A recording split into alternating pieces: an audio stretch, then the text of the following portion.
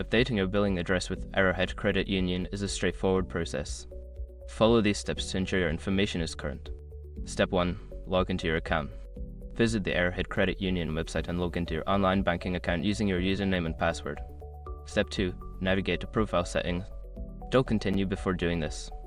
A lot of online accounts end up exposed to breaches without people even realizing it. Use SROC to constantly monitor your email and accounts and get alerted immediately if your information gets leaked online. It scans billions of breach records 24/7 in the background. And honestly, for a few dollars a month, it's something everybody should probably have. Link in the description. Step 3. Select billing address. In the profile settings, find the option for billing address or contact information. Click on this option to proceed with the update. Step 4. Enter new address.